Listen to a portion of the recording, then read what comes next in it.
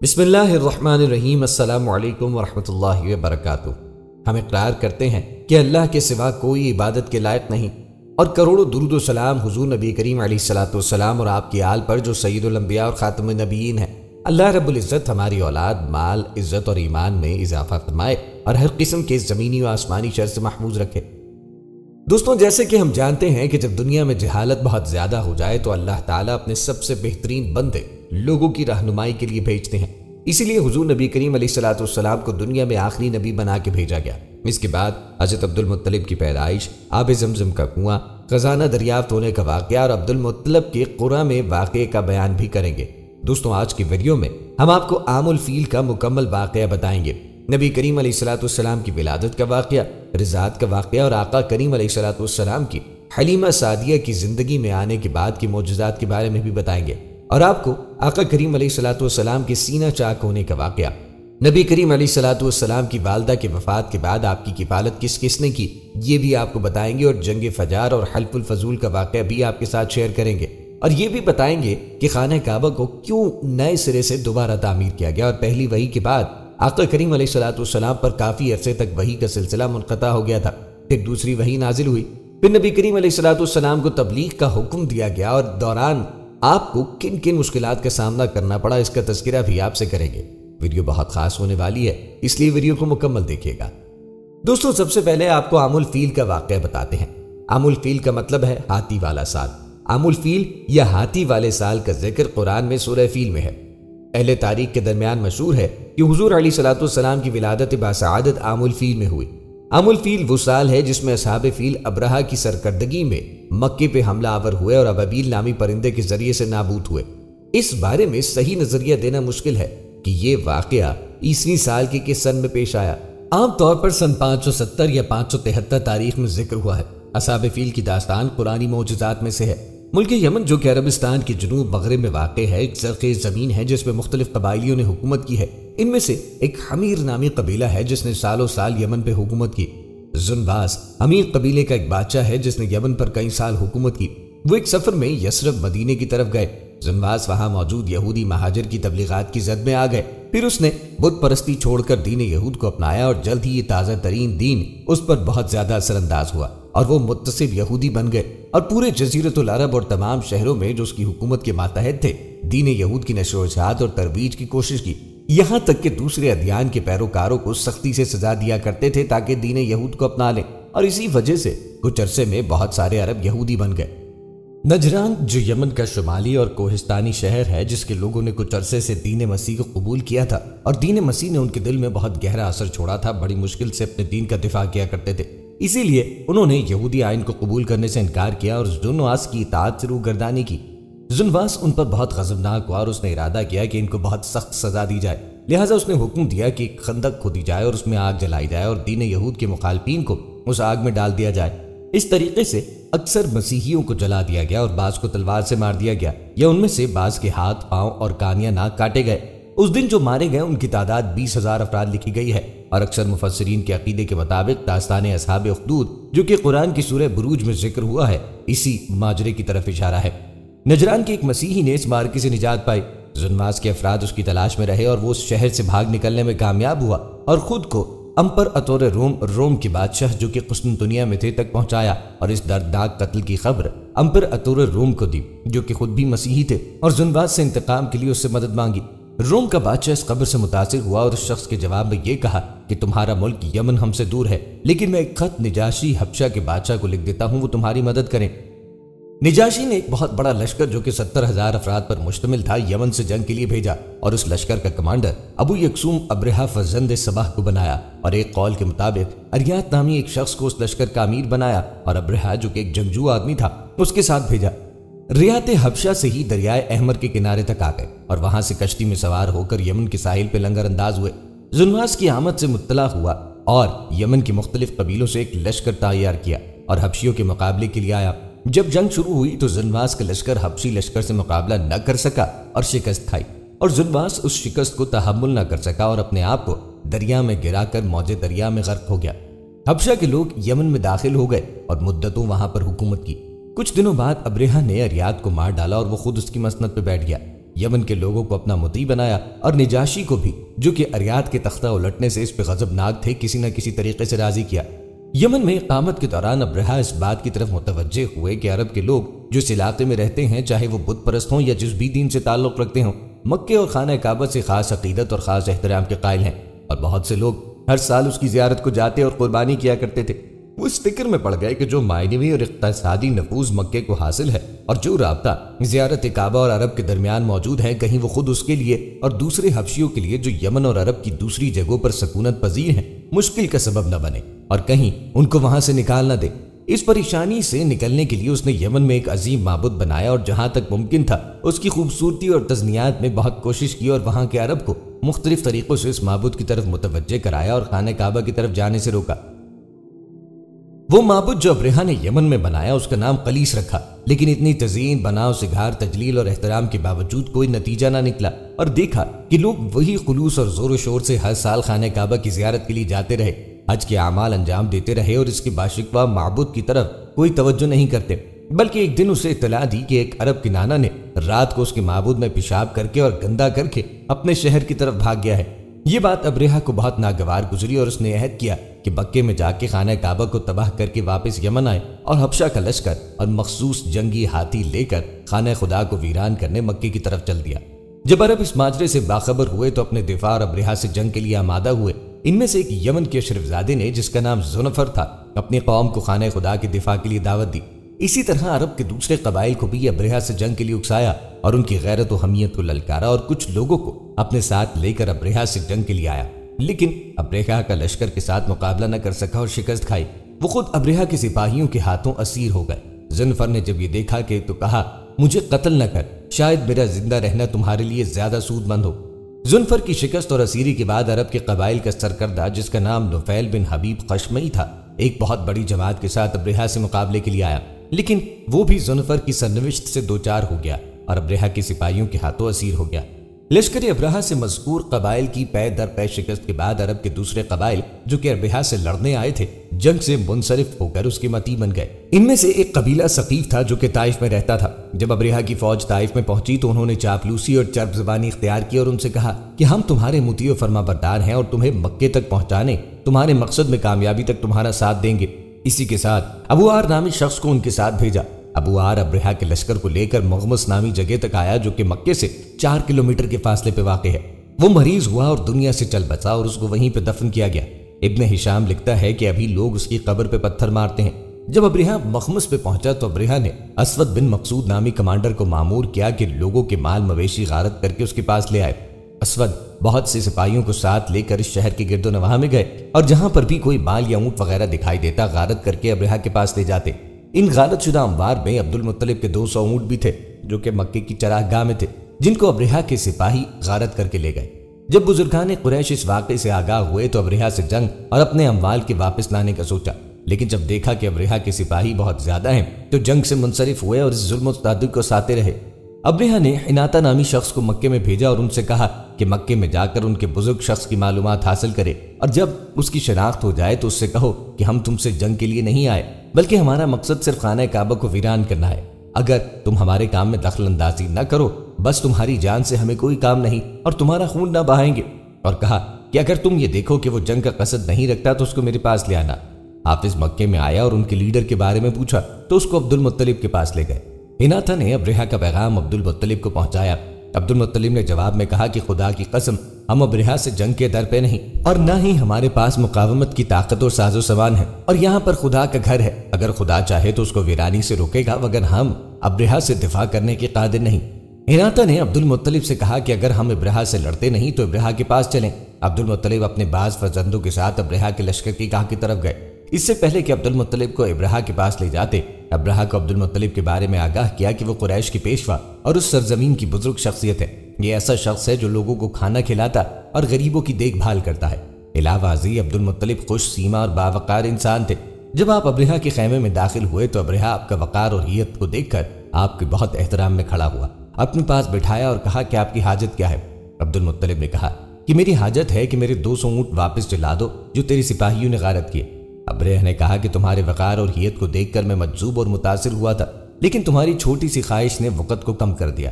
ایسے خطرناک اور حساس موقع پر جبکہ تمہارے اور تمہارے آباء و اجداد کا معبود خطرے میں ہے اور تم اور تمہاری قوم و قبیلے کی عزت و آبرو ختم ہو رہی ہے، تم چند اونٹوں کے بارے میں سوال کر رہے ہو۔ عبد المطلب نے جواب میں کہا، میں ان اونٹوں کا مالک ہوں اور کعبے کا مالک ایک اور صاحب ہے جو کعبے کو بچائے گا۔ ابرہہ نے کہا، کوئی بھی قدرت مجھ کو اس امر سے نہ روک سکے گی۔ تو جواب میں عبد المطلب نے کہا کہ تم جانو اور کعبے۔ اس گفتگو کے بعد ابرہہ نے حکم دیا کہ عبد المطلب کے اونٹوں کو واپس کیا جائے۔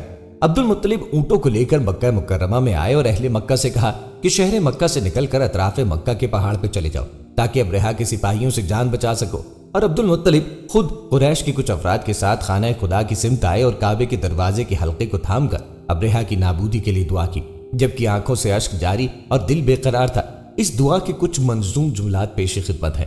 اے پروردگار، ان کے مقابلے میں صرف تم سے امید رکھتا ہوں۔ اے پروردگار، اپنی حمایت اور لطف ان سے اٹھا لے۔ اس گھر کا دشمن وہی ہے جو تمہارا دشمن ہے، آپ ان کو اپنے گھر کی نابودی سے بچا لیں۔ عبد المطلب بھی لوگوں کے ساتھ مکے کی پہاڑیوں کی طرف نکلے اور دیکھتے رہے کہ ابرہہ اور کعبے کے ساتھ کیا کر گزرتے ہیں۔ دوسرے دن ابرہہ اپنے مجلس سپاہیوں کو حکم دیتا ہے کہ شہر پہ حملہ کرے اور کعبے کو ویران کرے۔ ابرہہ کی شکست ابتدائی حالات میں ظاہر ہوئی کہ اس کا جنگی ہاتھی رک گیا اور بہت کوشش کے باوجود بھی حرکت نہیں کرتا۔ اسی دوران مشاہدہ ہوتا ہے کہ بہت سارے پرندے آسمان پہ ظاہر ہوتے ہیں، ان کی چونچ اور پنجے میں کنکریاں تھیں۔ یہ پرندے ابرہہ کو نابود کرنے کے لیے اللہ کی طرف سے مامور تھے۔ اللہ کی طرف سے مامور پرندے اوپر سے ابرہہ کے سپاہیوں کے سر پہ کنکریاں پھینکتے رہے اور پتھر جس کو لگا وہ ہلاک ہو گیا اور اس کے بدن کا گوشت جسم سے جدا ہونے لگا۔ ابرہہ کے لشکر میں چہمگوئیاں شروع ہوئیں اور بھاگنے لگے، ان میں سے بیشتر وہیں پہ ہلاک ہوئے۔ ابرہہ خود بھی عذاب سے نہ بچ سکا، ایک پتھر اس کے سر پہ گرا اور زخمی ہوا۔ جب ابرہہ نے یہ حالت دیکھی تو اپنے باقی ماندہ سپاہیوں کو حکم دیا کہ اس کو یمن کی طرف لے جائے۔ بہت رنج و محن کے بعد یمن میں پہنچتے ہی اس کا گوشت بدن سے جدا ہونا اور بہت بدبختی کے ساتھ ہلاک ہو گیا۔ عبد المطلب جو کہ اس عجیب منظر کو دیکھ رہے تھے کہ خدا نے کس طرح اپنے گھر کو بچانے کے لیے ان پرندوں کو کیسے بھیجا اور ابرہہ کو کیسے نابود کیا، فریاد بلند کی اور لوگوں سے کہا کہ اپنے گھروں کو واپس لوٹ جائیں، مال غنیمت اور باقی ماندہ اموال کو لے لیں۔ لوگ خوش و خرم اپنے گھروں میں واپس آئے۔ کہا جاتا ہے کہ اس دن اہل مکہ کو بہت سا مال غنیمت مل گیا۔ قبیلہ خصم والے جو کہ چاپلوس تھے دوسرے قبائل سے زیادہ مال غنیمت ہڑپ کر گئے اور بہت سارے زر وسیم گھوڑے اور اونٹ وغیرہ ان کو مال غنیمت میں مل گئے۔ یہ تھی وہ باتیں جو روایات اور اسلامی تفاسیر سے حاصل ہوتی ہیں۔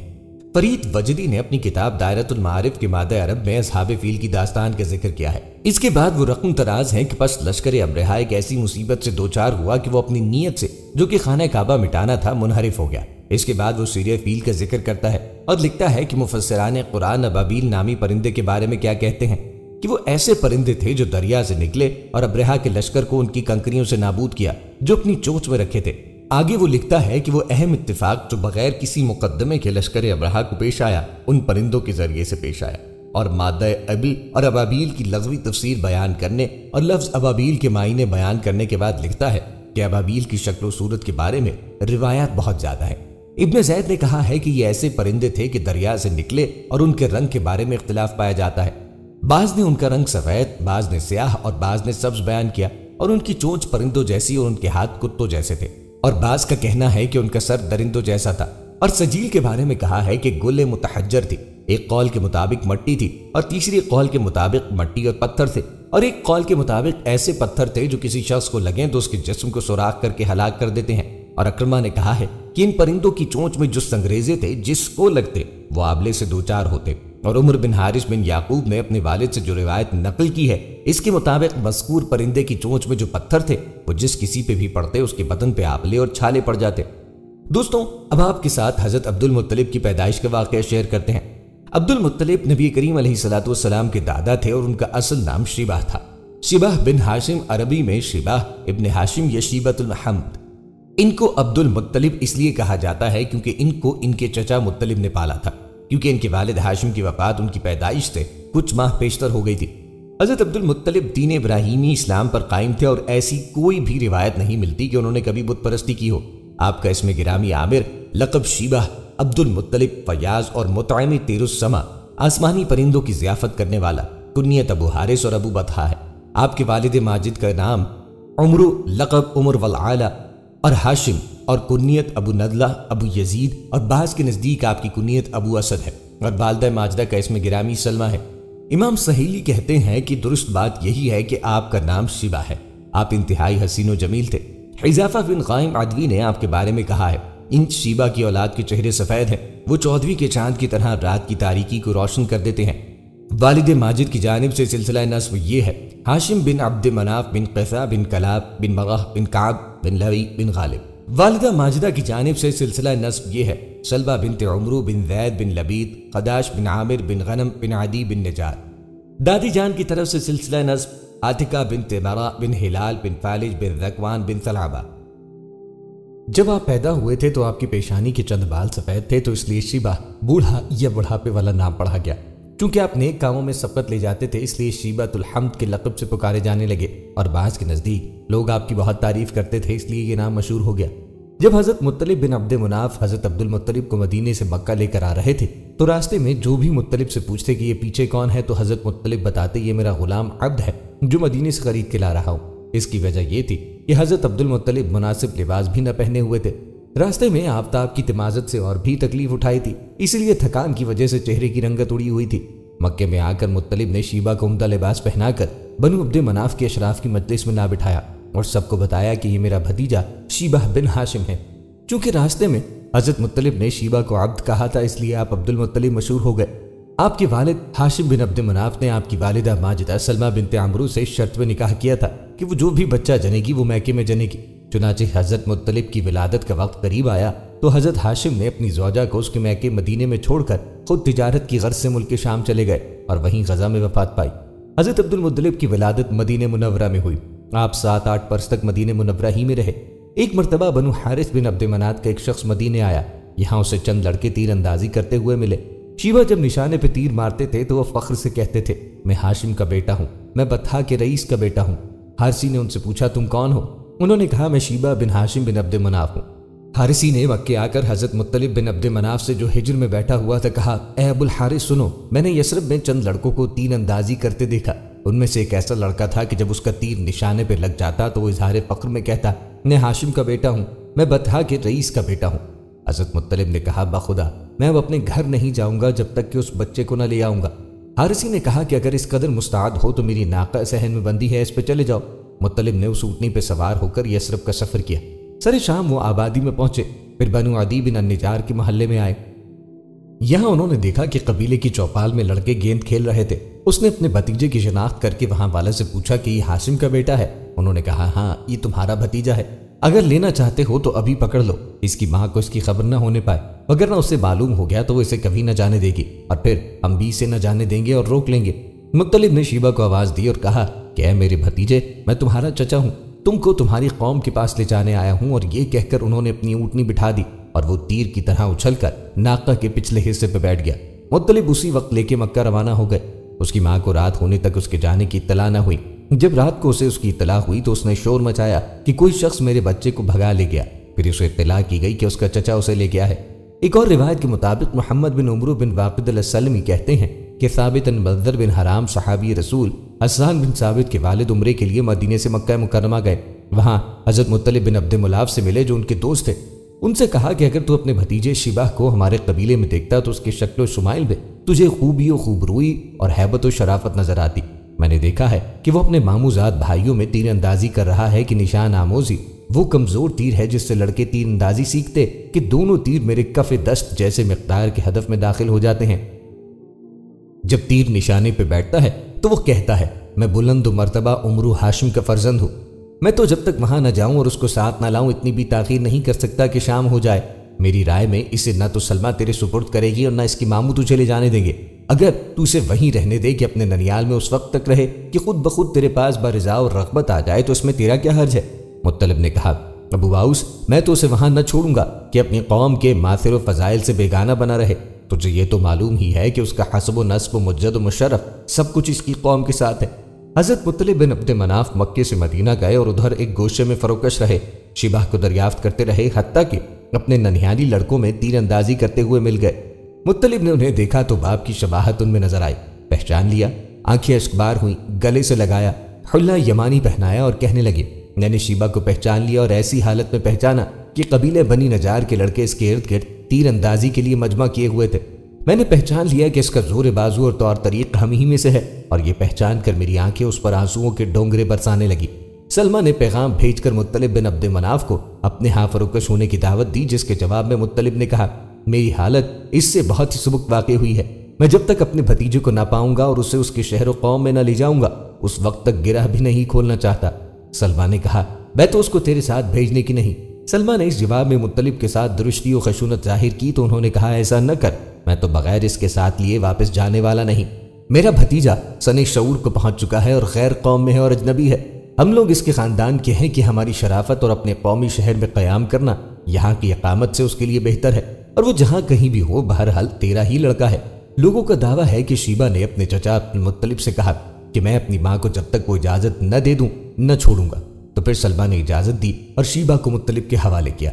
مطلب دن چڑھتے ہی شیبہ کو مکہ لے کر آئے اور اس وقت سب لوگ اپنی نشستگاہوں پر موجود تھے۔ وہ پوچھنے لگے کہ مطلب یہ تمہارے پیچھے کون ہے؟ انہوں نے کہا میرا غلام ہے۔ اسی طرح مطلب اسے لیے ہوئے اپنے گھر پہنچے تو ان کی بیوی خدیجہ بنت سعید بن سہم نے پوچھا یہ کون ہے؟ انہوں نے جواب دیا میرا غلام۔ گھر سے نکل کر مطلب حضرہ آئے، یہاں سے انہوں نے ایک حلہ خریدا اور اسے شیبہ کو جا کے پہنایا، پھر سر شام اسے لے کر بنی عبد مناف کی مجلس میں آئے۔ اس کے بعد وہ لڑکا اسی حلے کو پہنے ہوئے مکے کی گلی کوچوں میں پھرا کرتا تھا۔ شیبہ کو عبد کہنے کی وجہ یہ تھی کہ حضرت عبد المطلب مناسب لباس بھی نہ پہنے ہوئے تھے، راستے میں آفتاب کی تمازت سے اور تکلیف بھی اٹھائی تھی، اس لیے تھکان کی وجہ سے چہرے کی رنگت اڑ چکی تھی۔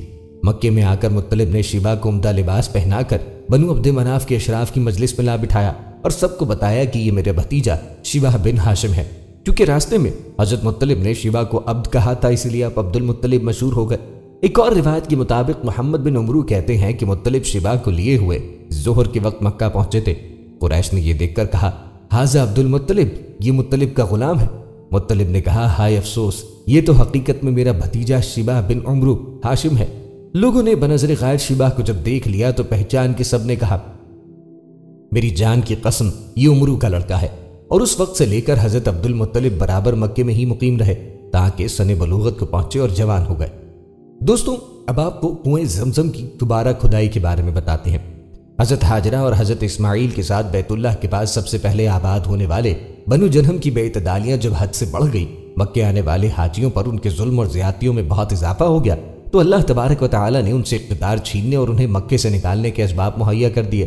ان کے آخری سردار عمرو بن حارث جرہمی نے کعبے کے نفیس اور قیمتی تحائف اور رکن یمانی کا پتھر چاہے زمزم میں پھینک دیے اور چاہے زمزم کو توڑ کر اس طرح بھرا کہ اس کا نشان ہی مٹا دیا اور خود بیان کی طرف بھاگ گیا۔ اس پر مدتیں بیت چکی تھیں، زمزم اور اس کا محل وقوع لوگوں کے ذہنوں تک سے محو ہو گیا تھا، لیکن اب ابراہیم علیہ السلام کی نسل میں سے وہ فرد فرید اس دنیا میں آنے والا تھا جو خود اور اس کے ماننے والے سیدنا اسماعیل کے بعد آب زمزم کے سب سے زیادہ حقدار تھے۔ سیدنا علی بن عبد طالب فرماتے ہیں عبد المطلب کو خواب کے ذریعے سے اس جگہ کے کھودنے کا حکم دیا گیا اور اس جگہ کی علامات اور نشانات خواب ہی میں بتائے گئے۔ عبد المطلب نے بیان کیا میں حتیم میں سو رہا تھا، خواب میں ایک آنے والا میرے پاس آیا اور مجھ سے کہا برا کھودو۔ میں نے دریافت کیا برا یہ کیا ہے؟ تو وہ شخص چلا گیا۔ اگلے روز میں پھر اسی جگہ سویا، میں نے پھر خواب میں دیکھا کہ وہ شخص کہہ رہا ہے مدنونہ کھودو۔ میں نے دریافت کیا مدنونہ کیا ہے؟ وہ شخص جواب دیے بغیر چلا گیا۔ تیسرے روز پھر اسی جگہ خواب میں دیکھا کہ وہ شخص کہہ رہا ہے طیبہ کھودو۔ میں نے پوچھا طیبہ کیا ہے؟ وہ شخص پھر چلا گیا۔ چوتھے روز پھر اسی جگہ خواب دیکھا تو وہ شخص کہنے لگے زمزم کھودو۔ میں نے کہا زمزم کیا ہے؟ اس نے جواب دیا وہ کنواں ہے جس کا پانی نہ کبھی ختم ہوگا اور نہ کم ہوگا، اور وہ حاجیوں کی بہت بڑی تعداد کو سیراب کرے گا۔ پھر اس جگہ کے کچھ نشانات اور علامات بتائی گئی کہ وہاں چیونٹیوں کا بل ہوگا اور وہ گوبر اور خون کے درمیان میں ہے، جہاں سفید پروں والا ایک کبا چونچ مار رہا ہوگا۔ یہ جگہ دو بتوں اصاف اور نائلہ کے درمیان میں تھی جہاں قریش اپنے جانوروں کو ذبح کیا کرتے تھے۔ اس طرح بار بار دیکھنے اور نشانات اجاگر ہونے سے عبد المطلب کو یقین ہوا کہ خواب سچا ہے۔ یہ واقعہ رسول اللہ کے والد جناب عبداللہ کی پیدائش سے بھی پہلے پیش آیا۔ عبد المطلب نے قریش کو اپنا خواب سنایا اور کہا میرا ارادہ اس جگہ کو کھودنے کا ہے۔ قریش نے مخالفت کی مگر عبد المطلب نے مخالفت کی کوئی پرواہ نہ کی۔ وہ اپنے بیٹے حارث، اس وقت آپ کا یہی ایک بیٹا کہ تھا، اس کے ساتھ جگہ پہ پہنچ گئے اور بتائے گئے نشان کے مطابق وہ جگہ کھودنا شروع کی۔ عبد المطلب کھودتے جاتے تھے اور حارث بن عبد المطلب مٹی اٹھا کے پھینکتے تھے۔ جب باپ اور بیٹا کنواں کھود رہے تھے تو اس موقع پر جب قریش نے ان کا مذاق اڑایا تو حضرت عبد المطلب نے نظر مانی کہ اللہ تعالیٰ نے اگر انہیں 10 بیٹے عطا کیے اور وہ ان کے لیے قوت کا ذریعہ بنے اور دشمن سے مدافعت میں کام آئے تو وہ ایک بیٹے کو کعبے کے پاس ذبح کر دیں گے۔ 3 روز کی کھدائی کے بعد اس کے کچھ آثار نظر آئے تو عبد المطلب نے خوشی سے نعرہ لگایا हाज़ा कुआं इस्माइल, यही इस्माइल का कुआं है। जब कुरैश को पता चला कि अब्दुल मुत्तलिब अपने मकसद में कामयाब हो गए हैं तो वो सब मिलकर आए और कहने लगे, अब्दुल मुत्तलिब, ये कुआं हमारे बाप इस्माइल का है, इस पर हमारा भी हक है, इसीलिए इसके जुमला हकूक में हमें भी शिरकत का मौका दो। अब्दुल मुत्तलिब ने जवाब दिया, ऐसा हरगिज ना होगा, ये फजीलत मेरे लिए ही खास की गई है, तुम्हारा इसमें कोई हिस्सा नहीं। लेकिन कुरैश अपने दावे पर इसरार करते रहे। आखिरकार ये तय पाया कि इस झगड़े का फैसला बनु साद बन हदीम की एक काहिना से कराया जाए। ये औरत शाम की सरहद के पास रहती थी। अब्दुल मुत्तलिब और कुरैश के चंद दीगर अफराद काहिना की तरफ रवाना हुए। जब ये काफिला शाम और हिजाज के दरमियान में पहुंचा तो उनके पानी का जखीरा खत्म हो गया। जब हमरा की शदीद गर्मी और प्यास ने उन्हें सताया तो उन्हें अपनी मौत यकीनी नजर आने लगी। अब्दुल मुत्तलिब ने ये सूरत हाल देखी तो अपने साथियों से पूछा, हमें क्या करना चाहिए? वो कहने लगे, मौजूदा इस्तराब अंगेज हालत में तो हमारी समझ में कुछ नहीं आ रहा, तुम ही कुछ बताओ। अब्दुल मुत्तलिब कहने लगे, हमें बाकी मानदा तमाराई जमा करके अपनी कब्रें खोदनी चाहिए। हम में से जो शख्स वफात पा जाए उसके साथी मिलकर उसे दफन करे, यहाँ तक कि आखिर में जो शख्स बच जाए वो दफन होने से भी रह जाए तो कोई हर्ज नहीं। सबके ज़ाय होने से बेहतर है कि कोई एक ज़ाय हो। उन्होंने कहा, तुम्हारी बात ठीक है। चुनांचे वो सब अपनी कब्र खोदने लगे। उन्हें मौत सामने दिखाई दे रही थी। इसके बाद अब्दुल मुत्तलिब ने उनसे कहा, इस तरह बैठकर मौत का इंतजार करने से बेहतर है कि हम पानी की तलाश जारी रखें, हो सकता है अल्लाह पानी की तरफ रहनुमाई फरमा दे हमारी। वो इस इरादे से अपनी सवारियों की तरफ बढ़े। जब अब्दुल मुत्तलिब ने अपने ऊंट को उठाया तो उसके पांव के नीचे से मीठे पानी का चश्मा जारी हो गया। ये देखकर सबने बुलंद आवाज से अल्लाहु अकबर कहा। उन्होंने खुद भी पानी पिया, अपनी सवारियों को भी पिलाया और अपने मुश्किलों में भी भर लिया। फिर वो सब कहने लगे, ए अब्दुल मुत्तलिब, हमारे और तुम्हारे दरमियान में फैसला हो गया है, अब इस काहिना के पास जाने की जरूरत नहीं। हम तुमसे जमजम के बारे में न झगड़ेंगे, जमजम पर तुम्हारा ही हक मुसल्लिम है। इब्ने हशाम के मुताबिक जमजम की खुदाई के वक्त सोने के 2 हिरन और कुछ तलवारें और ज़रहे भी मिली। ये देखकर कुरैश ने कहा, ए अब्दुल मुत्तलिब, इन चीजों पर हमारा भी हक है। अब्दुल मुत्तलिब ने इन चीजों में उनका हक तस्लीम करने से इनकार किया और कहा, अगर तुम हिस्सा लेने पर मुसर हो तो आओ फाल के तीर निकलवाएं। जिसका तीर निकल आए वो हकदार होगा और जिसका न निकले वो महरूम तस्वर किया जाएगा। उन्होंने पूछा, ये फालगिरी कैसे होगी? अब्दुल मुत्तलिब ने कहा, 2 तीर काबे के, 2 मेरे और 2 तुम्हारे होंगे। जिसके तीर जिस चीज पे निकल आए वो चीज उसे मिलेगी और जिसके न निकले वो उससे महरूम रहेगा। सबने कहा, यह ठीक है और इंसाफ की बात है। इस पर अब्दुल मुत्तलिब ने 2 जर्द तीर काबे के लिए और 2 स्याह तीर अपने लिए और 2 सफेद तीर कुरैश के लिए तैयार किए। फिर सबसे बड़े बुत हबल के पास जाकर वो तीर पांसादार के हवाले किए और खुद अब्दुल मुत्तलिब खड़े होकर दुआ करने लगे। पांसादार ने फाल निकाली तो काबे के 2 जर्द तीर हिरनों के नाम निकले और अब्दुल मुत्तलिब के 2 स्याह तीर तलवारों और जिरहों के लिए निकले, मगर कुरैश के तीर नाकाम रहे। अब्दुल मुत्तलिब ने इन तलवारों से बैतुल्लाह का दरवाजा बनाया और सोने के 2 हिरन जो काबे के हिस्से में आए थे उन्हें पिघलाकर काबे का दरवाजा सोने से मुरसा कर दिया। ये पहला मौका था कि काबे का दरवाजा सोने से मुज़य्यन किया गया। अब्दुल मुत्तलिब ने जमजम को बिला तखसीस सब लोगों के लिए वक्फ किया। दोस्तों, अब आपके साथ आका करीम अलैहिस्सलाम की विलादत का वाक़या शेयर करते हैं। एक दिन हजरत अब्दुल मुत्तलिब अपने हुजरे में इज्जत नशीन थे कि नींद का गलबा हुआ। आप महवे नींद हुए तो एक ख्वाब देखा। जब नींद से बेदार हुए तो अजीब हालत थी। दिली कैफियत पर इत्मीनान हासिल करने के लिए रिवाज के मुताबिक काहिना के पास तशरीफ ले गए तो उसने अब्दुल मुत्तलिब को देखते ही कहा, ए अरब के सरदार, आपके चेहरे पर इज़्मिहलाल के असरार नमूदार है, क्या वजह है? अब्दुल मुत्तलिब ने कहा, मैंने ख्वाब में एक अजीब व गरीब वाक़या देखा जिसकी वजह से मैं सख्त परेशान हूँ। काहिना ने कहा कि कम से कम इसकी कैफियत बयान करें ताकि मैं कुछ अर्ज कर सकूं। अब्दुल मुत्तलिब ने कहा कि एक जंजीर मेरी पुश्त से निकली और शशे जिहाद में फैल गई। एक कोना मशरिक के इंतहाई सिरे तक और दूसरा मगरिबी सिमत, इसी तरह शुमाल जुनूब में बालाई सिरा सुरैया तक और निचला हिस्सा तख्तुस्सरा तक चला गया। मैं इस जंजीर को ताज्जुब से देखता रहा।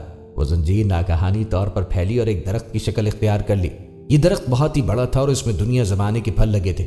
इस दरख्त से नूरी खुशबू के भपके निकल रहे थे और नूरानी किरणें इसकी जानिब सजदा रेज थीं और लम्हा बलम्हा नूर व तकद्दुस के आसार उससे जाहिर थे। मैंने देखा कि कुरैश की एक जमात उस दरख्त की शाखें पकड़े लटक रही हैं, लेकिन कुरैश की एक जमात उसकी शाखें काटने और उसको जड़ से उखाड़ने के दर पे थी। लेकिन मुखालिफ जमात जब करीब आने की कोशिश करती तो एक खूबरू नौजवान कि उस जैसा आज तक मेरी आंख से ना गुजरा हो ऐसा करने से रोक देता और उन्हें मुंतशिर कर देता। बाज लोगों की आंखें भी हलक़े जिस्म से निकाल देता। मैंने भी कोशिश की कि इस नूर मुबारक से मुस्तफीज हूँ, लिहाजा मैंने उसी जवान खूबरू से एक सवाल किया कि इस नूर से कौन फैज़याब होगा। उन्होंने फरमाया, वो लोग जो इसकी शाखों से लिपटे हुए हैं उससे मुस्तफीज होंगे। अब मेरा इस्तेजाब कम हुआ तो उसके तने के करीब 2 मुतबर्रक और मुक़द्दस शख्सियात नजर आईं। मैंने उनसे तारुफ चाहा तो एक ने फरमाया कि मैं नूह नजीउल्लाह और दूसरे ने फरमाया मैं इब्राहीम खलीलुल्लाह हूँ। जनाब इब्राहीम अलैहिस्सलाम ने फरमाया कि ये वो दरख्त है जो हमारे आबा व अजदाद से तुम्हें पहुंचा है, जो एक कर्न जमाने से दूसरे कर्न اور ایک سلب سے دوسری سلب میں منتقل ہوتا آیا ہے اور اب تمہاری سلب سے ظاہر ہوا ہے۔ جب عبد المطلب نے خواب سنایا تو کاہنہ کے چہرے کا رنگ اڑ گیا اور سوچ وچار کے بعد کہنے لگی کہ جو واقعہ تم نے سنایا اگر درست ہے اور اس طرح پیش آئے تو اس کی تعبیر ہے کہ ایک شخصیت تمہاری نسل میں پیدا ہوگی جس پر باشندگان زبان اور ساکنان ملائے اعلیٰ ایمان لائیں گے اور ان کی مطابقت اور اطاعت میں کمر باندھیں گے، اور زنجیر اس بات کی غمازی کرتی ہے کہ اس دین کو استحکام نظم و ضبط، ربط اتفاق و اتحاد کی دولت میسر ہوگی۔ شش جہاد تک اس کا پھیلنا اس بات پر دلیل ہے وہ دین ہمہ گیر ہوگا جو شش جہاد میں پھیلے گا، اور لوگوں کا شاخوں کو پکڑنا اس امر پر دلیل ہے کہ اس کی شاخیں انتہائی مضبوط ہوں گی۔ اس دین کے متبعین عزم و ہمت کے بیکر اور صبر و استقلال کے پہاڑ ہوں گے۔ نوح و ابراہیم علیہ السلام کی موجودگی اس بات کو ظاہر کرتی ہے کہ ان کے مخالف قوم نوح کی طرح عذاب الہی میں مبتلا ہوں گے، اور ان کی موافقت کرنے والے ملت حنفیہ کی برکت سے اپنے مقاصد پر قبضہ قدرت حاصل کر کے کامیاب و کامران ہوں گے، اور ان کی شریعت قیامت تک باقی اور درخشندہ ہوگی۔ حضرت عبد المطلب کا بیان ہے کہ آقا کریم علیہ السلام کی ولادت کے وقت طواف کعبہ میں مصروف تھا۔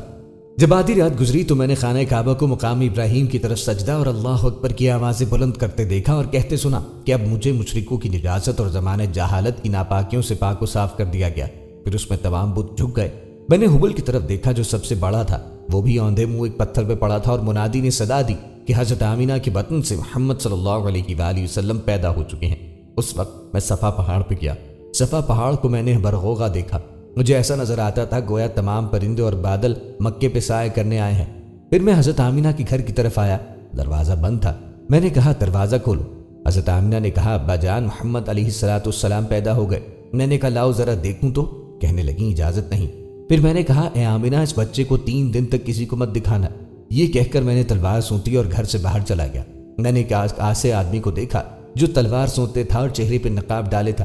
کہنے لگا اے عبد المطلب واپس جا تاکہ ملائکہ مقربین اور تمام عالمین کے رہنے والے تیرے بچے کی زیارت سے فارغ ہوں۔ اس سے میرے جسم پہ لرزہ طاری ہو گیا۔ میں اسی حالت میں باہر آ گیا تاکہ قریش کو اپنے بچے کی پیدائش کی خبر دوں، لیکن میری زبان ایک ہفتے تک بند ہو گئی اور میں کسی سے بات نہ کر سکا۔ ایک اور روایت ہے کہ ولادت کے دوسرے روز احبار یہود نے عبد المطلب سے پوچھا کہ گزشتہ رات تمہارے ہاں کوئی لڑکا پیدا ہوا ہے؟ اس نے جواب دیا کہ ہماری ایک عورت کو حمل ہے لیکن وضع حمل کا کوئی علم نہیں۔ انہوں نے کہا کہ ہم نے توریت میں اسی طرح دیکھا ہے کہ کل سید الاولین الآخرین وادی مقدس جو زیارت گاہ عرب و عجم ہے کی ولادت گاہ ہوگی، اور وہ علم رفیع اور سراج منیر گزشتہ رات منتقل ہو گیا ہے۔ عبد المطلب نے کسی شخص کو آمنہ کے پاس بھیجا تاکہ صورتحال معلوم کرے۔ آمینہ رضی اللہ عنہا نے کہا کہ خلق ختنہ کیا ہوا اور ناف پریدہ ایسا بچہ پیدا ہوا ہے گویا اسے غسل دیا ہوا ہے۔ وہ علائش جو بچوں کے ساتھ ہوتی ہیں اس سے بالکل پاک و صاف ہے۔ اس سے ایسا نور پیدا ہوتا ہے کہ دنیا اس سے منور ہوگی، جیسے کہ اس سے پہلے میں نے خواب میں دیکھا تھا۔ مجھے کسی قسم کی تکلیف پہنچے بغیر متولد ہوا۔ اس نے انگشت اٹھائی اور آسمان کی طرف اشارہ کیا۔ اسی طرح آواز آئی کہ 3 دن اسے لوگوں سے پوشیدہ رکھو۔ جب یہ قبر عبد المطلب کی جس مجلس میں پہنچی تو علماء یہود نے کہا اللہ اکبر، تورات کی بات درست نکلی۔ عبد المطلب گھر گئے اور قبر دریافت کی، پھر کمرے میں بیٹھ گئے۔ لوگوں نے مبارکباد دی، آپ نے اونٹ ذبح کیا اور لوگوں کو دعوت کی۔ لوگوں نے پوچھا کہ اپنے بیٹے کا تم نے کیا نام رکھا ہے؟ آپ نے کہا محمد صلی اللہ علیہ وآلہ وسلم۔ انہوں نے پوچھا یہ نام تم نے کیوں اختیار کیا باوجود یہ کہ تمہارے آباء و اجداد میں سے کوئی بھی اس نام سے موسوم نہ ہوا تھا؟ آپ نے کہا کہ زمین و آسمان میں اس کی تعریف کی جائے۔ 3 روز کے بعد آمینہ کے گھر گئے۔ حضرت اسحاق باپ کو گود میں لیا اور کعبے میں کھڑے ہو کر اپنے ہاتھوں سلا دیا اور رجز پڑھا۔ جب آپ اس رجز سے فارغ ہوئے تو حضرت کو آمینہ کے گھر واپس لے گئے اور اس کی حفاظت کے لیے تاکید کی اور کہا یہ عظیم الشان فرزند ہوگا۔ ایک اور روایت کے مطابق یزید بن عبداللہ بن زمعہ کی بہن کہتی ہیں آمینہ بنت وہب کے بطن سے رسول اللہ پیدا ہوئے تو آمینہ نے عبد المطلب کو خبر کرائی۔ خوشخبری لانے والا ایسے وقت میں ان کے پاس پہنچا کہ وہ ہجر، وہ مقام جس پر حتیم شان ہے جو شمالی جانب سے کعبے کو محیط ہے، اپنے بیٹوں اور قوم کے کچھ لوگوں کے ساتھ بیٹھے تھے۔ اطلاع دی کہ آمینہ کے ہاں لڑکا پیدا ہوا۔ عبد المطلب خوش ہوئے اور ان کے ساتھ جتنے لوگ تھے سب اٹھے۔ آمینہ کے پاس آئے تو جو کچھ انہیں نظر آیا تھا، جو ان سے کہا گیا تھا اور جس کا حکم ملا تھا، عبد المطلب کو سب کچھ سنا دیا۔ عبد المطلب نبی کریم علیہ السلام کو لیے ہوئے کعبے میں آئے، وہاں کھڑے ہو کر خدا سے دعا کی اور خدا نے جو نعمت بخشی اس کا شکر کرتے رہے۔ محمد بن عمرو علیہ السلام کہتے ہیں کہ مجھے خبر دی گئی کہ اس دن عبد المطلب نے یہ کہا تھا ہر طرح اور ہر قسم کی حمد و ثنا خدا کے لیے جس نے مجھے یہ پاک دامن لڑکا عنایت فرمایا۔ یہ وہ لڑکا ہے کہ گہوارے ہی میں تمام لڑکوں کا سردار ہو گیا۔ اس کو اللہ کی پناہ میں دیتا ہوں اور اس کے لیے خدا سے پناہ مانگتا ہوں۔ میری خواہش ہے کہ اس کو تابع بنیاد رسیدہ دیکھوں۔ میں اس کی نسبت بغض رکھنے والے کے شر سے پناہ مانگتا ہوں، میں اس حاسد سے پناہ مانگتا ہوں جو مضطرب العنان ہو، یعنی ایک روش پر اسے قرار نہ رہے۔ حلیمہ سعدیہ فرماتی ہیں کہ جب میں مکے پہنچی تو پیر کا دن تھا۔ میرے قبیلے کی دوسری عورتیں پہلے ہی مکے میں پہنچی چکی تھیں اور قریش کے مالدار گھروں میں پہنچ کر اپنے لیے بچوں کی بات کر چکی تھیں۔ بنو مخزوم وغیرہ قبیلے کے بچے انہوں نے اپنے لیے مخصوص کیے تھے۔ میرا اپنا بچہ بھی سفر کی تھکان کی وجہ سے اس دن بیمار تھا، دودھ نہ پیتا تھا اور نیم بے ہوش سا نظر آتا تھا، گویا مردہ ہے۔ ناگاہ میں نے دیکھا کہ بیٹے نے حرکت کی، آنکھیں کھولی اور مسکرایا۔ میں اس کی صدا پر بڑی متعجب ہوئی، چنانچہ میں اسے گھر چھوڑ کر شہر کی طرف نکل کھڑی ہوئی۔ میں ادھر ادھر مختلف گھروں میں مارے مارے پھرتی رہی تاکہ مجھے کوئی بچہ مل جائے، لیکن میری ساری کوشش بیکار گئی۔ بنی سعد کی عورتیں اپنی مرضی کے مطابق بچوں کو لے چکی تھیں، انہیں بڑے بڑے عمرہ اور اغنیاء کے بچے مل گئے۔ میں اس صورتحال سے بڑی مغموم اور آزردہ خواہ تھی۔ میں اس سفر پہ لان تان کر رہی تھی اور دل ہی دل میں اپنی قسمت کو کوس رہی تھی۔ ناگہاں مجھے ایک ایسا شخص نظر آیا جو حسبت و حشمت کے آثار پیشانی پہ لیے تھا، نور کرامت اور رعب شہامت کی شخصیت سے ٹپک رہا تھا۔ وہ زور سے آواز دے رہا تھا کہ بنی سعد کی عورتوں میں سے کوئی ہے جس نے ابھی تک کچھ نہ لیا ہو۔ میں نے لوگوں سے پوچھا یہ کون شخص ہے؟ بتایا گیا کہ مکے کے ایک بزرگ بنو ہاشم سے عبد المطلب ہیں۔ میں آپ کے پاس گئی، سلام عرض کیا اور کہا کہ میں بنی سعد کی ایک عورت ہوں۔ آپ نے نام پوچھا تو بتایا حلیمہ سعدیہ۔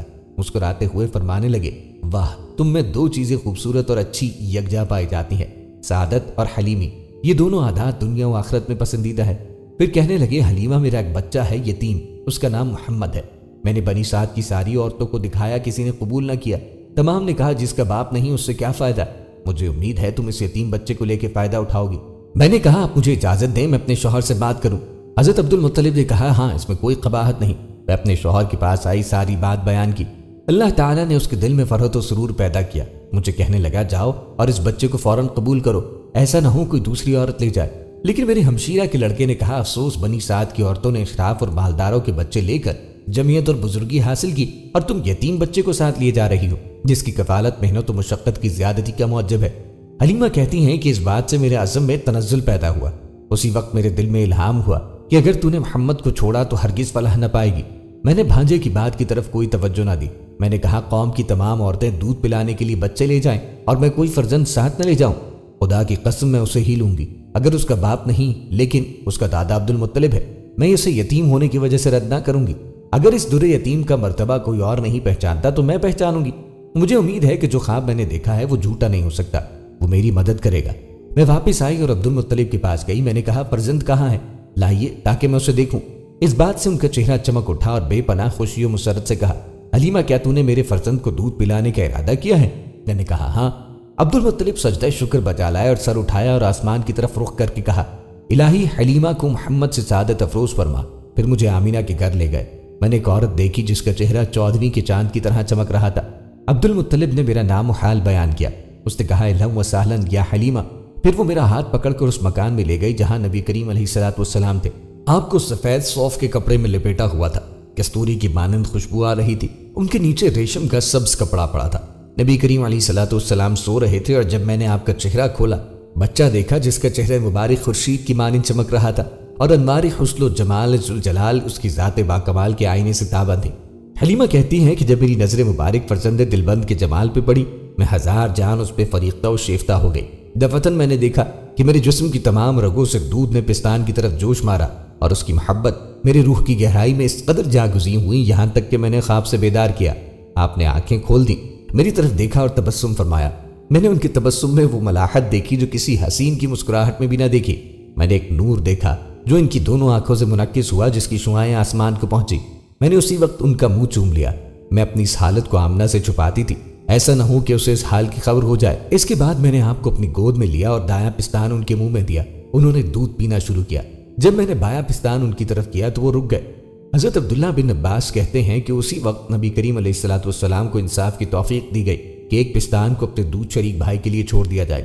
حلیمہ کہتی ہیں کہ میں نے اپنا دایاں پستان ہمیشہ نبی کریم علیہ الصلوۃ والسلام کے لیے محفوظ رکھا اور بایاں اپنے فرزند زمرہ کو دیتی تھی۔ حلیمہ کہتی ہیں کہ نبی کریم علیہ الصلوۃ والسلام میری گود میں تھے اور دودھ پی رہے تھے۔ میں آپ کی خواب آلودہ آنکھوں کی طرف دیکھ رہی تھی اور خوشی مجھ سے ضبط نہیں ہو رہی تھی۔ میں چاہتی تھی کہ جلد از جلد انہیں گھر لے جاؤں تاکہ میرا خاوند بھی ان کے دیدار سے سعادت اندوز ہو۔ عبد المطلب نے کہا حلیمہ تجھے بشارت ہو کہ کوئی بھی عورت اپنے قبیلے کی طرف اس طرح واپس نہیں جائے گی جس سے کہ تو جا رہی ہے۔ آپ فرماتی ہے جب میں نبی کریم علیہ الصلوۃ والسلام کو گود میں لے کے اپنے خچر پہ سوار ہو کر مکہ مکرمہ سے جانے لگی تو میرا خچر اس قدر تیز ہو گیا تھا کہ کوئی بھی سواری اس کے قریب نہ پہنچ سکی۔ قافلے کی عورتیں کہنے لگی، اے حلیمہ، یہ وہی خچر ہے جس پہ تم سوار ہو کے آئی تھی یا کوئی دوسرا ہے؟ آپ فرماتی ہیں کہ جب ہم گھر پہنچے تو قحط پڑا تھا، ہر طرف خشک سالی تھی، بکریوں کے تھنوں سے دودھ خشک ہو چکا تھا، مگر میرے گھر قدم رکھتے ہی بکریوں کے تھن دودھ سے بن گئے۔ اسی طرح حضرت حلیمہ سعدیہ 2 سال تک نبی کریم علیہ الصلوۃ والسلام کی نشو و نما کرتی رہیں اور برکتوں اور رحمتوں کو سمیٹتی رہیں، اور 2 سال بعد آقا کریم علیہ الصلوۃ والسلام کو آپ کی والدہ ماجدہ کے حوالے کر دیا اور انہوں نے آپ رضی اللہ تعالیٰ عنہ کو انعام و کرام سے نوازا۔ دوستو، آقا کریم علیہ الصلوۃ والسلام کی زندگی بہت سے محیر العقول واقعات سے بھری ہے۔ یہ واقعات آپ کی پیدائش سے پہلے، بچپن میں اور نبوت کے بعد بھی رونما ہوئے۔ ایسا ہی ایک واقعہ نبی کریم علیہ الصلوۃ والسلام کی زندگی میں ملتا ہے کہ ان کا سینہ فرشتوں نے چاک کر کے ان کا دل دھویا تھا۔ لغت کی مشہور کتاب مصباح المنیر میں ہے کہ کسی شے کے کھل جانے کو شق کہتے ہیں۔ کسی شے کے شق ہونے سے مراد اس چیز میں شگاف ڈالنا ہے۔ شق صدر کا اصطلاحی معنی بھی یہی ہے، یعنی سینے کو کھولنا یا شگاف ڈالنا۔ اس سے مراد شق الصدر کا واقعہ ہے جو روایت کے مطابق پیغمبر کریم صلی اللہ علیہ وآلہ وسلم کے بچپن میں رونما ہوا تھا۔ صحیح مسلم میں روایت اس طرح ہے کہ ایک دن جب نبی کریم علیہ الصلوۃ والسلام بچوں کے ساتھ کھیل رہے تھے، جبرائیل ان کے نزدیک آئے اور انہیں پکڑ کے زمین پہ لٹایا۔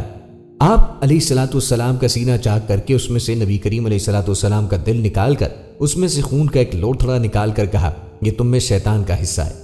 پھر آقا کریم کے دل کو سونے کے ایک تشت میں رکھ کر آب زمزم سے دھویا اور پھر اسے اسی طرح اپنی جگہ پہ رکھ کر سینہ بند کر دیا۔ بچے اپنی ماں کے پاس دوڑے ہوئے آئے اور ماں سے کہا کہ محمد قتل ہو گئے۔ وہ سب آقا کریم علیہ الصلوۃ والسلام کی طرف آئے تو آپ کو دیکھا کہ آپ کا رنگ اڑا ہوا تھا۔ حضرت انس رضی اللہ عنہ کہتے ہیں کہ میں نے نبی کریم علیہ الصلوۃ والسلام کے سینے میں ٹانکے لگے دیکھے ہیں۔ یہ بھی کہا جاتا ہے کہ شق صدر کا واقعہ پیغمبر کریم علیہ الصلوۃ والسلام کی زندگی میں 4-5 بار رونما ہوا۔ سب سے پہلے 3 سال کی عمر میں، پھر 10 سال کی عمر میں، پھر نبوت سے مبعوث ہونے کے وقت اور ایک بار واقعہ معراج کے وقت۔ اس سلسلے میں بعض عرب شعراء نے کچھ اشعار بھی کہے۔ اسی طرح بعض مفسرین نے تو سورہ انشرح میں یہ آیہ مجیدہ الم نشرح لک صدرک کی تطبیق بھی اسی واقعے پر کی ہے اور اسے اس کا شان نزول قرار دیا۔ دوستو، نبی کریم علیہ الصلوۃ والسلام کی کفالت کی بات کرتے ہیں۔ حضرت آمنہ کی ابوا کے مقام پر تدفین کے بعد ام ایمن نے نبی کریم علیہ الصلوۃ والسلام کو اٹھایا اور مکے لے آئی اور عبد المطلب کے سپرد کیا۔ حضرت عبد المطلب نے اس گرامی بیٹے کو اپنے گھر میں رکھا اور کما حق ہو عزت و تکریم بجا لاتے ان کی تربیت اور دیکھ بھال میں پوری طرح توجہ دی اور ہمیشہ تمام بنی عبد مناف کے اشراف میں نبی کریم علیہ الصلوۃ والسلام کے اوصاف کا تذکرہ اور شگاف الفاظ میں بیان کرتے اور کہتے کہ اس فرزند ارجمن کی ذات عالی صفات میں صباحت قریش، ملاحت یثرب اور فصاحت بنی سعد جمع ہو گئی۔ دوستو، نبی کریم علیہ الصلوۃ والسلام کی دادا جان کی وفات کے بعد آپ کی پرورش کی ذمہ داری چچا ابو طالب پہ آ گئی۔ دوستو، جنگ فجار کا بھی کچھ تذکرہ کرتے ہیں۔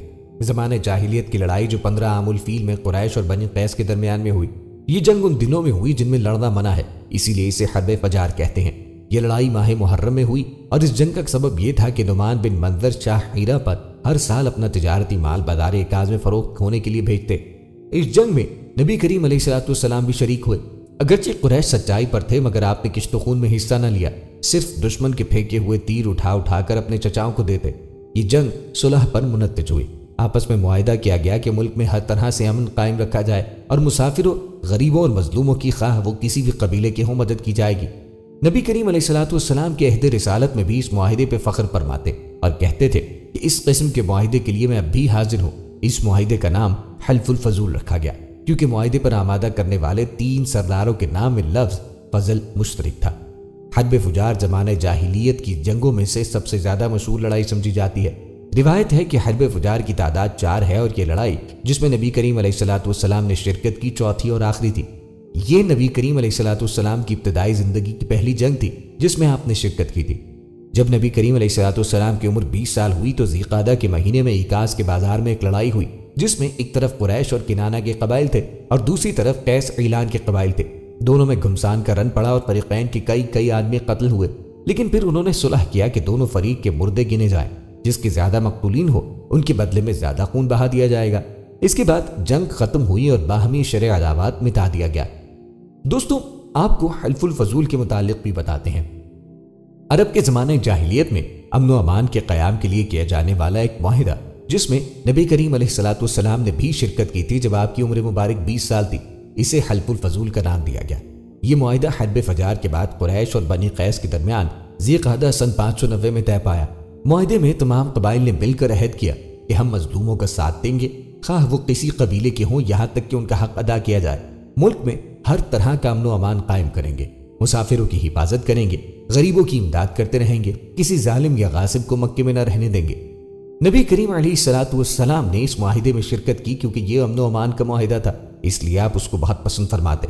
آپ کے نزدیک اس معاہدے کی اتنی اہمیت تھی کہ زمانہ رسالت میں بھی اس کا تذکرہ کرتے ہوئے فخر محسوس کرتے کہ اس معاہدے کے مقابلے میں مجھ کو سرخ رنگ کے اونٹ بھی دیے جاتے تو میں نہ لیتا، اور اگر اب بھی شرکت کے لیے بلایا جائے تو میں اسے قبول کروں گا۔ اس سے بات واضح ہوتی ہے کہ نبی کریم علیہ الصلوۃ والسلام کو امن و امان اس قدر پسند تھا جبکہ وہ قبائلی دور تھا۔ اس معاہدے کا نام حلف الفضول اس لیے رکھا گیا کہ بنو جرہم کے 3 سرداروں نے پہلے بھی اس نوعیت کا ایک معاہدہ کرنے کی کوشش کی تھی۔ اس تاریخی معاہدے کو حلف الفضول اس لیے کہتے ہیں کہ قریش کے اس معاہدے میں بہت پہلے مکے میں قبیلے جرہم کے سرداروں کے درمیان بھی بالکل ایسا ہی ایک معاہدہ ہوا تھا، اور چونکہ قبیلے جرہم کے وہ لوگ جو اس معاہدے کے محرک تھے ان سب لوگوں کا نام فضل تھا، یعنی فضل بن حارث، فضل بن وداع، فضل بن فضالہ، اس لیے اس معاہدے کا نام حلف الفضول رکھ دیا گیا، یعنی ان چند آدمیوں کا معاہدہ جن کے نام فضل تھے۔ معاہدہ حلف الفضول عبداللہ بن جدعان التیمی القراشی کے گھر پہ ہوا تھا جو قریش کے سردار تھے، اور اس کا مقصد اتحاد و میل ملاپ کی فضا پیدا کرنا تھا۔ دوستوں، آپ کو بتاتے چلیں کہ خانہ کعبہ کی دوبارہ تعمیر کا حکم کیوں دیا گیا تھا اور کتنی دفعہ خانہ کعبہ کو تعمیر کیا گیا۔ خانہ کعبہ کی تعمیر ابتدائے عالم سے لے کر آج تک 5 بار ہو چکی ہے۔ پہلی بار خانہ کعبہ کی تعمیر حضرت آدم علیہ السلام نے فرمائی۔ حدیث میں آتا ہے کہ اللہ نے حضرت جبرائیل علیہ السلام کو حضرت آدم کے پاس تعمیر بیت اللہ کا حکم دے کے بھیجا، اور جب حضرت آدم علیہ السلام اس کی تعمیر سے فارغ ہوئے تو اللہ تعالیٰ نے حضرت آدم کو یہ حکم دیا کہ اس گھر کا طواف کرو، اور یہ ارشاد ہوا کہ تم پہلے انسان ہو جس نے اس گھر کا طواف کیا ہے، اور یہ پہلا گھر ہے جو لوگوں کی عبادت کے لیے بنایا گیا۔ کعبے کی پہلی عمارت طوفان نوح میں اس طرح تباہ ہو گئی کہ اس کا نام و نشان بھی باقی نہ رہا تھا۔ یہی وجہ تھی کہ دوسری بار اللہ تعالیٰ نے خانہ کعبہ کی تعمیر کے لیے حضرت ابراہیم علیہ السلام کو چنا، جنہوں نے اپنے بیٹے کے ساتھ مل کر خانہ کعبہ کو تعمیر کیا۔ تیسری بار خانہ کعبہ کی تعمیر آقا کریم علیہ السلام کی نبوت سے تقریباً 5 سال پہلے ہوئی، جب آقا کریم کی عمر 35 برس تھی۔ یہ مرد کی عین شباب کی عمر کہلاتی ہے، یعنی کہ جب یہ واقعہ پیش آیا تو آقا کریم علیہ السلام عین جوانی کے دور میں تھے۔ اس وقت قریش کو خانہ کعبہ کو دوبارہ سے تعمیر کرنے کی ضرورت محسوس ہوئی، کیونکہ خانہ کعبہ کے اندر پانی جمع ہونے کی وجہ سے عمارت بہت پرانی اور بوسیدہ ہو گئی تھی۔ حضرت ابراہیم علیہ السلام کے زمانے میں کعبے کی تعمیر پتھروں سے ہوئی تھی، لیکن قریش کو پتھروں سے تعمیر کرنا نہیں آتی تھی۔ ان کے گھر مٹی کے بنے تھے اور ان کو مٹی ہی سے گھر بنانا آتے تھے۔ تو مسئلہ یہ کھڑا ہوا کہ کعبہ تو پتھروں کا بنا تھا اور ان کو پتھروں سے تعمیر کرنا نہیں آتی تھی، تو وہ کعبے کو دوبارہ کیسے تعمیر کرتے؟ لہٰذا دار الندوی میں، جو کہ قریش کا پارلیمنٹ ہاؤس تھا، مشاورت ہوئی اور فیصلہ طے پایا کہ خانہ کعبہ کی تعمیر دوبارہ کرنی چاہیے۔ بالاتفاق یہ فیصلہ بھی ہوا کہ خانہ کعبہ کی تعمیر کے لیے کسی قسم کا بھی حرام کا پیسہ نہیں لگے گا، بے شک اپنے گھروں کو کیوں نہ بیچنا پڑے۔ دلچسپ بات یہ ہے کہ شرکیہ عقیدے کے باوجود انہوں نے طے کیا کہ خانہ کعبہ کی تعمیر میں ہم سود کا پیسہ استعمال نہیں کریں گے۔ اب اگلا سوال یہ پیدا ہوا کہ جب سود کا پیسہ استعمال نہیں ہوگا تو اتنا پیسہ کہاں سے آئے گا؟ لیکن اللہ سبحانہ و تعالیٰ نے ان کے لیے انتظام کر رکھا تھا۔ ایک اور مشکل یہ پیدا ہوئی کہ جب خانہ کعبہ کو پتھر سے تعمیر کیا جائے گا تو اس کی چھت اونچی کرنا پڑے گی، جس کے لیے لکڑی کی ضرورت ہوگی، جبکہ ان کے پاس لکڑی کا انتظام بھی نہ تھا اور یہ لوگ لکڑی کا کام بھی نہ جانتے تھے۔ اتفاق ایسا ہوا کہ جدہ کے ساحل پہ ایک جہاز آ کے ٹکرا گیا۔ قریش کو جیسے ہی خبر ملی تو ان کے کچھ لوگ وہاں گئے اور جہاز کی لکڑی خانہ کعبہ کی تعمیر کے لیے لے آئے۔ اس طرح لکڑی کا انتظام بھی ہو گیا اور قریش کے دل میں یہ بات آئی کہ اگر اللہ نے لکڑی کا انتظام فرما دیا تو اس کا مطلب ہے کہ اللہ تبارک و تعالیٰ چاہتے ہیں کہ ان کے گھر کو دوبارہ تعمیر کیا جائے۔ اسی طرح اللہ تبارک و تعالیٰ نے ان کی طرف ایک قبطی کو بھیج دیا جو کہ مزدور اور مستری تھا اور اس کو لکڑی کا بھی کام آتا تھا۔ قبطی ایک غلام قوم کے باشندے کو کہا جاتا ہے۔ یہ قوم حضرت موسیٰ علیہ السلام کے دور میں تھی۔ اب مکے کے لوگوں کے دلوں میں یہ خوف بیٹھا ہوا تھا کہ جب کعبے کو گرانے کے لیے ابرہہ ہاتھیوں کا لشکر لایا تھا تو اس کے ساتھ اللہ تبارک و تعالیٰ نے کیا معاملہ کیا۔ ان کی نیت بالکل پاک اور صاف تھی، لیکن بہرحال کعبے کی تعمیر کے لیے اسے گرانا ضروری تھا، تو ان کو یہ خیال پیش آیا کہ ایسا نہ ہو اللہ تبارک و تعالیٰ ہم سے ناراض ہو جائیں۔ بہرحال انہوں نے خانہ کعبہ کی تعمیر کا سامان جمع کرنا شروع کیا تو کافی پیسہ لگ گیا، اور پیسے کم پڑنے پر یہ فیصلہ ہوا کہ خانہ کعبہ کے رقبے کو کچھ کم کیا جائے۔ ولید بن مغیرہ مکی کا بہت بڑا سردار، مشہور صحابی خالد بن ولید رضی اللہ تعالیٰ عنہ کا باپ تھا اور مسلمانوں کا بہت بڑا دشمن۔ یہ ایک بہت بوڑھا آدمی تھا۔ یہ وہی ولید بن مغیرہ ہے جس کے 11 بیٹے تھے اور جس کا ذکر سورہ مدثر میں آتا ہے کہ 11 کے 11 بیٹے اس کے ساتھ مکے میں رہتے تھے اور اس کو اس بات پر بہت فخر تھا کہ میرے اتنے بیٹے ہیں اور میرے ساتھ رہتے ہیں۔ اسی شخص ولید بن مغیرہ نے کعبے کو توڑنا شروع کیا اور کہا کہ اگر تو اللہ تعالیٰ کے کعبے کو توڑنا منظور نہ ہوا تو یقیناً میرے اوپر کوئی نہ کوئی آفت آ جائے گی، لہٰذا اگر میں مر جاؤں تو اس میں کوئی حرج نہیں، کیونکہ میں تو بوڑھا ہو چکا ہوں اور میں نے جو زندگی گزارنی تھی گزار لی ہے۔ چنانچہ سب لوگ اس بات پہ راضی ہوئے، اور جب اس نے اب کعبے کا کچھ حصہ توڑا تو اندر ایک بہت بڑا اژدہا بیٹھا تھا۔ ان لوگوں نے سوچا کہ اس کا مطلب اللہ تعالیٰ نہیں چاہتے کہ ہم کعبے کو توڑ کر نیا بنائیں۔ ان کے کسی بزرگ نے ان کو مشورہ دیا کہ تم لوگ اللہ سے دعا کرو، اور اگر اللہ تبارک و تعالیٰ کو منظور ہوگا تو اللہ تعالیٰ خود سب کچھ آسان کر دیں گے۔ اس مشورے پر عمل کرتے ہوئے پھر سب لوگوں نے مل کر دعا کی اور صبح پورے قریش مطاف میں جمع ہوئے۔ انہوں نے دیکھا کہ ایک بہت بڑا پرندہ اجیاد کی طرف سے اڑتا ہوا آیا اور آ کر سانپ کو اٹھا کے لے گیا۔ ولید بن مغیرہ نے اپنی مدد کے لیے قریش مکہ کو بلایا تو کوئی بھی اس کی مدد کے لیے نہ آیا، اور انہوں نے کہا ہمیں وہ ہاتھیوں والا قصہ بھولتا نہیں، تم ایسا کرو پہلے اپنی اولاد کو اپنے ساتھ لگاؤ تاکہ کوئی وبال یا تباہی آئی ہو تو تمہارے اوپر آئے اور ہمارے اوپر نہ آئے، کیونکہ خانہ کعبہ کو توڑنے کا فیصلہ تم نے کیا۔ چنانچہ اس نے اپنی اولاد کو بلایا اور ان سب نے مل کر کعبے کو توڑنا شروع کیا۔ جب کوئی مشکل پیش نہیں آئی تو پھر باقی تمام قریش کے لوگ جمع ہوئے اور انہوں نے بھی اس کے ساتھ مل کر خانہ کعبہ کو توڑنا شروع کیا۔ اس کے بعد سوال پیدا ہوا کہ حجر اسود جو کہ ایک بہت مقدس پتھر تھا، اس کو کون سا قبیلہ لگائے گا؟ عرب کے اندر دشمنی بہت زیادہ تھی اور ہر چھوٹی بات پہ لڑائی جلد ہو جایا کرتی تھی، تو اس معاملے میں بھی یہی ہوا کہ حجر اسود کو اس کی جگہ پر لگانے کی ذمہ داری کے مسئلے پہ لڑائی شروع ہو گئی۔ قریش کے ایک بہت ہی بزرگ اور حکیم انسان نے مشورہ دیا کہ جو صبح سب سے پہلے حرم میں آئے گا وہی حجر اسود کو لگائے گا۔ سب نے اس رائے کو پسند کیا اور جب صبح ہوئی تو تمام لوگ حرم پہنچے اور کیا دیکھتے ہیں کہ سب سے پہلے آنے والے آقا کریم علیہ الصلوۃ والسلام تھے۔ آپ صلی اللہ علیہ وآلہ وسلم کو قریش کے لوگ ویسے ہی صادق اور امین مانتے تھے، لہٰذا انہوں نے یہ کام آقا کریم علیہ الصلوۃ والسلام کے سپرد کر دیا۔ چنانچہ نبی کریم علیہ الصلوۃ والسلام نے حجر اسود کو ایک چادر میں ڈالا اور جتنے بھی قبائل تھے سب نے اس چادر کے کونوں کو پکڑا اور پھر آخر میں آقا کریم علیہ الصلوۃ والسلام نے حجر اسود کو خود اٹھا کر اس کی جگہ پہ نصب کر دیا۔ سارے قبیلے بھی اس بات سے خوش ہو گئے اور ایک بہت بڑے جھگڑے کے بغیر یہ معاملہ حل ہو گیا۔ اس طرح 3 دفعہ بیت اللہ یعنی کعبے کو تعمیر کیا گیا۔ چوتھی دفعہ عبداللہ بن زبیر رضی اللہ عنہ نے اپنے زمانہ خلافت میں بیت اللہ کو شہید کر کے دوبارہ تعمیر کیا، اور 5ویں بار کعبے کی تعمیر ظالم حجاج بن یوسف نے کی۔ اسی طرح بیت اللہ کی تعمیر 5 مرتبہ کی۔ دوستوں، یہ تھی ہماری آج کی ویڈیو، امید کرتے ہیں کہ آپ کو پسند آئی ہوگی۔ مزید ویڈیوز کے لیے ہمارے چینل کو سبسکرائب کریں اور ساتھ ہی لگے بیل کے بٹن کو دبا دیں تاکہ آنے والی ہر نئی ویڈیو کا نوٹیفیکیشن آپ کو بر وقت ملتا رہے۔ اپنی رائے کا اظہار کمنٹ سیکشن میں لازمی کیجیے۔ ملتے ہیں ایک نئی ویڈیو میں، تب تک کے لیے اللہ حافظ، فی امان اللہ۔